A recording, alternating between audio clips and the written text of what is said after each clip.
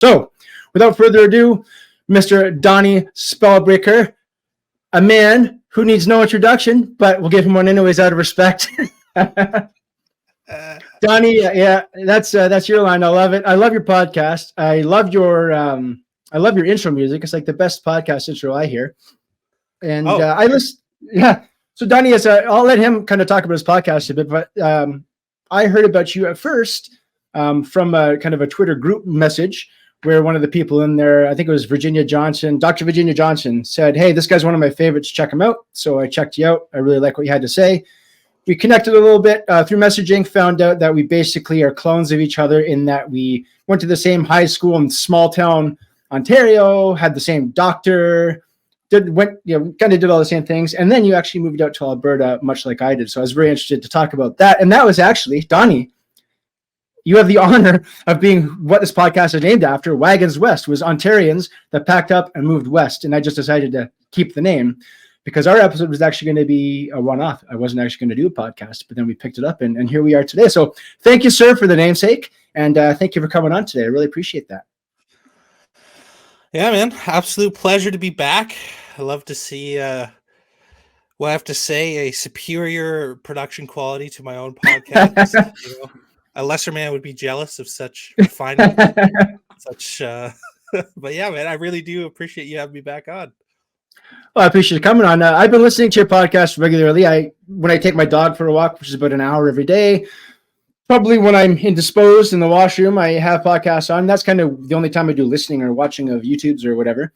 And so I catch about an hour a day of you and everyone else. I listen to a bunch of other podcasts, but you have so many interesting guests that I've not heard of, guests that I find fascinating and really intelligent, a lot smarter than I am, which is who I like to interview because I like to learn things and try to stuff it into this brain. And holding on to the information can sometimes be a problem, but I love hearing it and love your guests. You do a great job of a podcast. You can talk trash about your own production value all you want, but the quality of your content is A1. And so I recommend everybody go over, check out the Spellbreakers Podcast on Spotify, on Rumble, and all the other places that he has it. Donny, can you tell us a little bit about your podcast?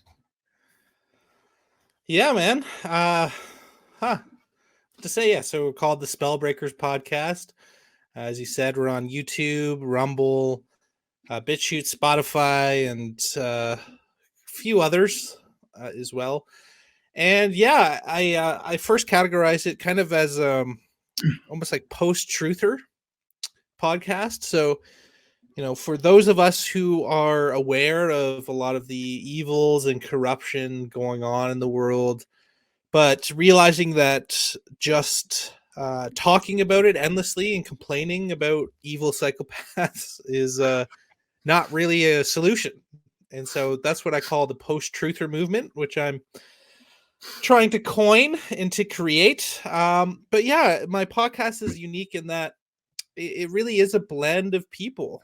I interview alien abductees and Gnostics and Catholics, and I just had James Corbett on, who's like, I think the OG of kind of conspiracy research.